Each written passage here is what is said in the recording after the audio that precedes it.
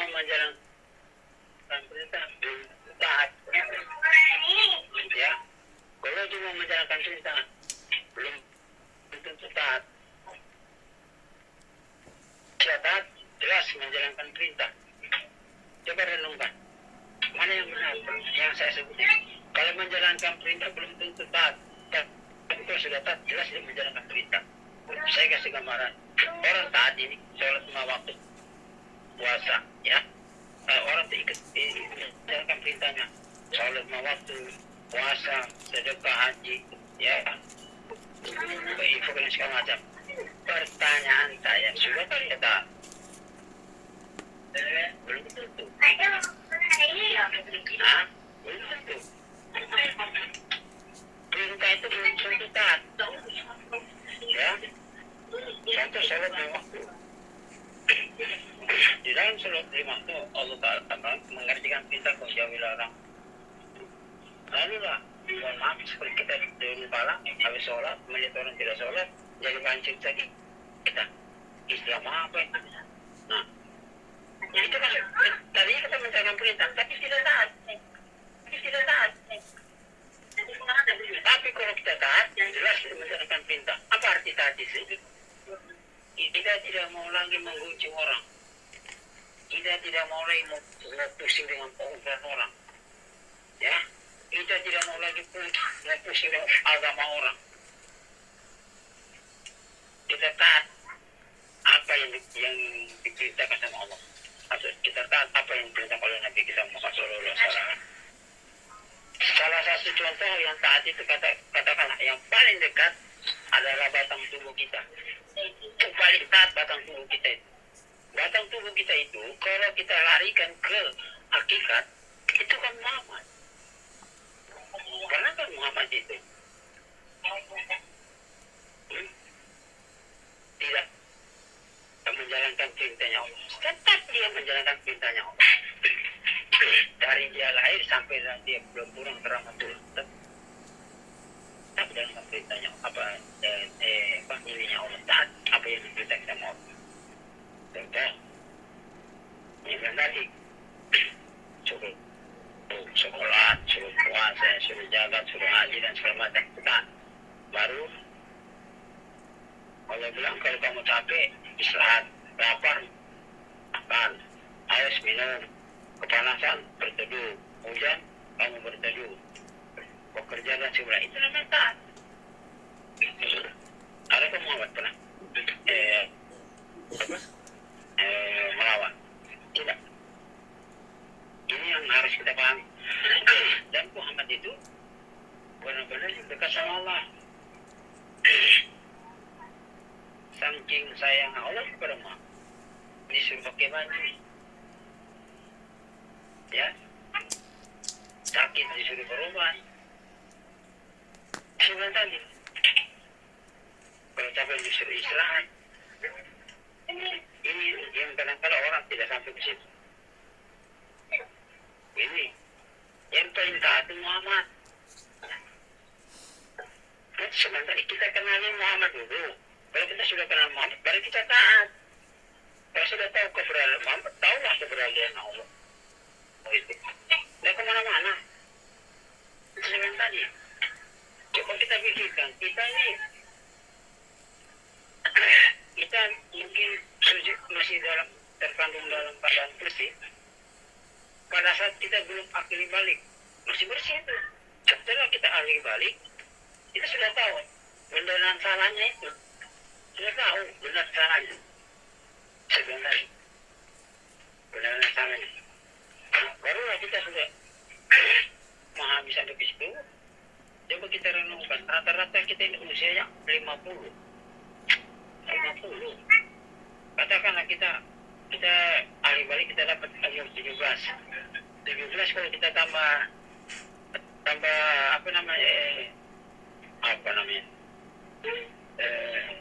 dipotong dengan 17 tahun mereka kita diberi berbuat salah sama Allah 33 tahun 17 sama 33 50 tahun 17 50 tahun kita berbuat salah sama Allah.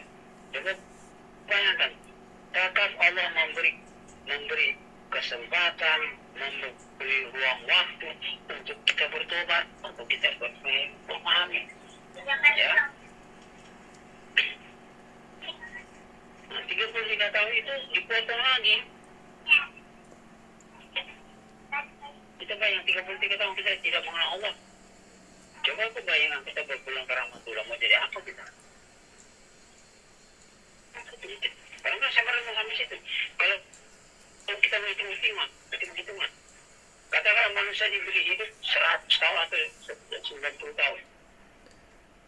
Di usia 50 berarti kita tinggal 40 tahun. Naik 60, tinggal 30 tahun. Ya kan? Naik lagi terus 70, tinggal 20 tahun. Belum juga kita memahami. Masya Allah. Yang tadi. Memang ilmu ini kalau kita mau kaji, kadang-kadang kita berbicara di luar nalar manusia. Banyak orang tidak akan percaya dengan ilmu ini. Kenapa? Ilmu ini sudah ditutup. Masih pada zaman Nabi Imam Syafi'i, Hambali, Nawawi, Maliki, Ghazali dan Qori ditutup. Lalu ada satu muridnya Nabi Muhammad yang bernama Abu Asim. Dia berintifadah bergerak secara individu sampai ke kita. Jadi kadang-kadang kita tidak sadar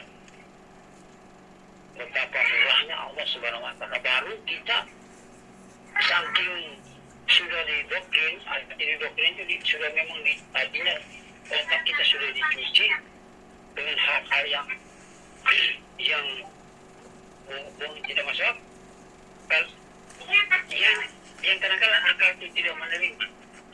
Coba kita renungkan sebelah tadi, kita sudah 3 tahun berbuat salah sama Allah, tiba-tiba kita setahun sekali kita mau ampun 30 hari kita berpuasa membersihkan jiwa. Tetapi kadang-kadang di dalam bulan puasa itu sebentar pernah saya mengatakan, umat Islam itu masuk ke bulan puasa, itulah sekolahnya Nabi Muhammad. Sebab umat Islam sekolah di situ. Apa sih? Nanti bulan puasa itu kan suci. Kita masuk ke dalam bulan suci itu kan disuruh apa? Sopan, santun, berbicara. Sebelum kita masuk ke bulan suci Ramadan, kita sudah seleksi dulu diri kita. Seleksi dulu.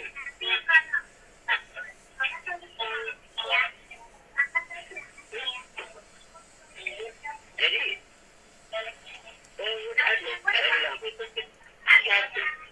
sebelum kita masuk ke bulan suci Ramadan, kita disuruh seleksi dulu. Pertanyakan diri kita ini, jiwa kita. Sesudah itu baru kita masuk ke dalam sekolahnya ahlak atau sekolahnya Muhammad dalam bulan suci Ramadan. Kita dididik selama 30 hari. Supaya kita sopan, santun dan segala macam kita berbicara. Kita diajarkan jujur. Ya. Beribadah tidak mengharapkan sesuatu. Ya. Apakah Allah menilai manusia itu dengan pakaian? Tidak. Karena saya ngomong sama istri saya dan anak saya. Di dalam bulan suci Ramadan tidak ada penyiksaan. Kalau masih ada orang lapar dan haus, itu namanya menyiksa jasmaninya. Di dalam jasmani manusia itu ada hidupnya Allah. Sedangkan hidup ini perlu konsumsi makanan dan minuman. Oke lah, kita dari jam 7 sampai jam 2 bisa menangkap. Tapi sudah jam 2 ke bawah, itu sudah perintah, suruh buka. Tapi karena manusia sudah dicokol dengan amal dan pahala, dia bisa berani melawan. Coba renungkan baik-baik. Sesudah kita lihat dari bulan suci, kita lebih baik dari bulan suci Ramadan, lebih baik kita. Karena kita sudah prediksi apa? Terlahir seperti bayi yang suci. Ini saya bilang tadi.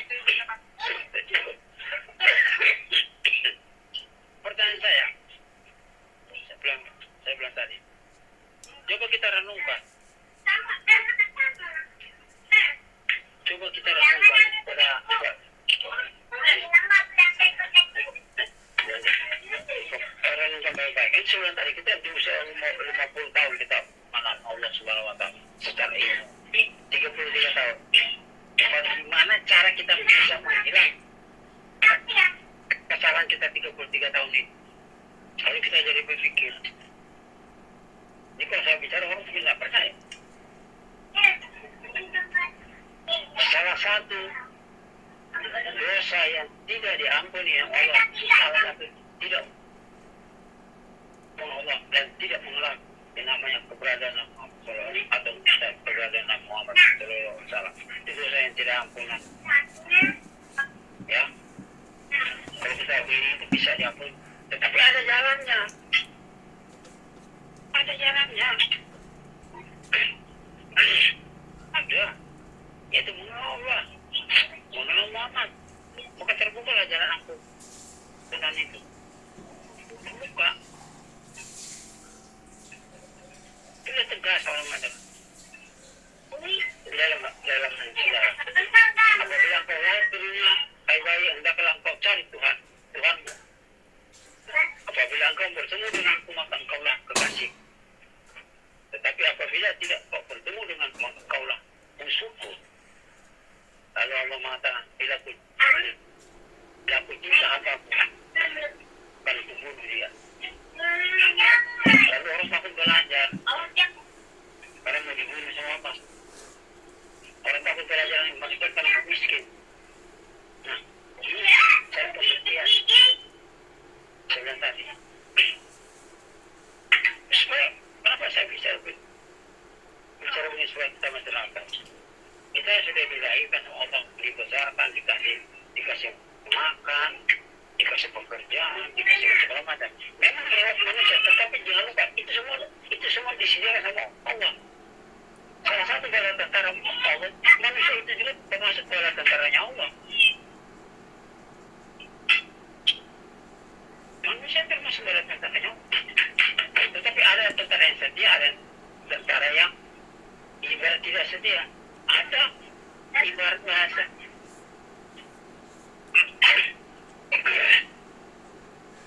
Kalau kita mau renungkan baik-baik, bagaimana kita? Ya, sudah diciptakan, bukan, ya, dikasih gerak dan sudah semua nikmati keindahan dulu. Masih juga dari ibadah mengharap amal dan pahala. Ibarat bahasa kita nih, mohon maaf, kita dilahirkan nih kedua orang tua kita nih sukses, kaya, jadi pejabat dan segala macam. Tiba-tiba kita tidak mau tahu dengan orang tua, tidak mau tahu dengan orang tua kita. Apa orang tua ngomong sama kita? Anak durhaka itu, orang tua sudah susah melihara dan membesarkan, tiba-tiba dia tidak mau tahu dengan orang tua. Orang tua bilang, ini anak durhaka. Sama juga Allah, sama. Kalau kita tidak mau tahu dengan Allah, Allah bilang, wow, ini manusia laknat ya. Ini kita perhatikan pada teman-teman. Ini sebenarnya tadi, kalau kita mau bicara sebenarnya, bila Salik telah melakukan menyelesaikan suruh atau suruhnya, dia mendapat pulut atau kirasnya dalam mana dia dihapuskan dalam dirinya sendiri bersama dengan pengetahuan fana dan menjadi kekal bagi dalam Tuhan, artinya menjadi abadi bersama dengan pengetahuan daripada Bapa dan fana daripada Bair dalam fana yang syarik, menemukan semua seperti ta'iunat atau ta'iunat. Saya tadi pembahasan dan tajiliyah, ilmu nasi dari Tuhan itu, dan dia sendiri di luar daripada keadaan di dalam Bapa itu, dia bukan mereka seperti dirinya sendiri. Ya, ta'iunat bukanlah bagaimanapun yang lain daripada Tuhannya. Mereka tak mempunyai keberadaan wujud lain daripada Tuhan. Mereka tak mempunyai keberadaan wujud lain dari Tuhan. Mereka dalam keadaan sendiri dan tidak mempunyai kebersamaan dan sesekali ta'ayunat itu adalah sesungguhnya batas-batas antara suyunat, kemampuan dan sifat-sifat adalah karena sungguh-sungguh suyunat yang terpisahnya dan ditutup tubuh mulia. Mohon Ali berkata tentang ini. Maka saya bilang tadi pada rekan-rekan yang yang memahami ini.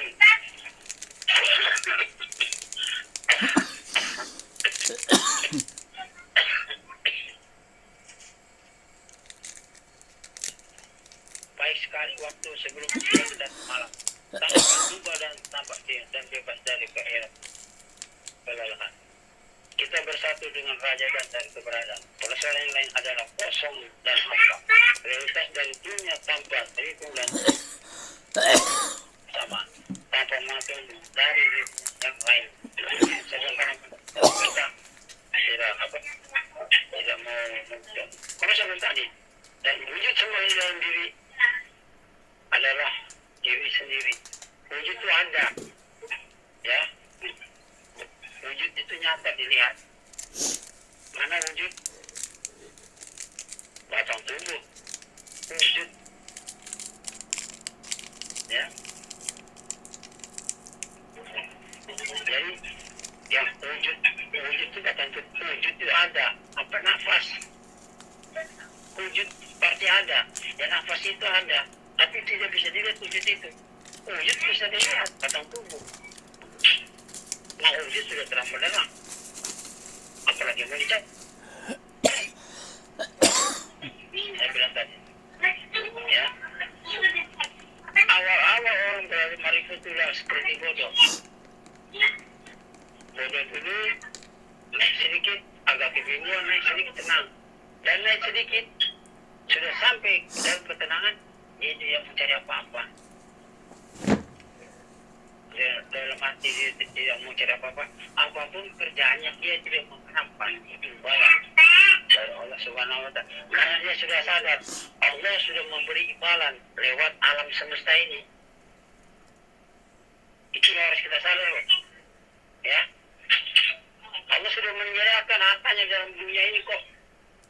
Contoh kayak ikan, ayam, daging, itu kan hartanya Allah, kita makan.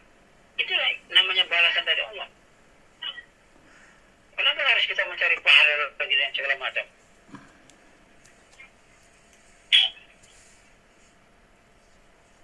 Ini hartanya Allah tidak pernah habis. Arti pahala itu kan berbuat kebaikan. Allah mendapat balasan yang baik. Itu namanya. Harus kita paham lah. Bagaimana kita mau tahu hadirnya Allah? Di sebelah tadi, belum kerja kita sudah mendapat, belum kerja kita sudah minta gaji. Caranya mudah, kalau untuk mau bertemu dengan Allah, bertemu dulu dengan Muhammad, baru bertemu dengan Allah. Maka saya bilang, berulang kalau Muhammad mau makan, Muhammad mau minum, dibilang segala macam, kita semangat. Setiap malam atau sore, senja atau apapun bentuknya setiap hari itu atau satu hari itu duduklah. Nggak bisa diorban. Asal kembali bisa keseluruhan. Duduk. Paling lama 5 menit atau 10 menit paling lama. Ya. Duduk. Baca fokus. Dan kita mengucap Bismillahirrahmanirrahim. Asyhadu an la ilaha illallah wa asyhadu anna Muhammadan rasulullah. Kita sebut lihat. Kita sebut lihat. Ya. Kalau kita sebut ya, baru kita mengucap la ilaha illallah. Sebut dalam hati, aku Muhammad Rasulullah. Ucapkan la ilaha illallah, la ilaha illallah. Artinya kita pejamkan mata sampai kita la ilaha illallah, la ilaha illallah. Kalau Bapak mau buktikan, coba Bapak yang ada di rumah atau di mana atau di mana. Coba kita sama-sama malam ini. Walaupun cuma 5 menit saya tutup. Ya. Ya, boleh. Ya. Bismillahirrahmanirrahim.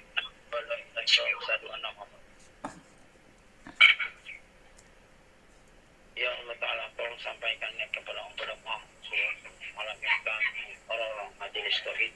Kosong titik balik. Ingin, politik yun. Ingin merasakan keadilan mo.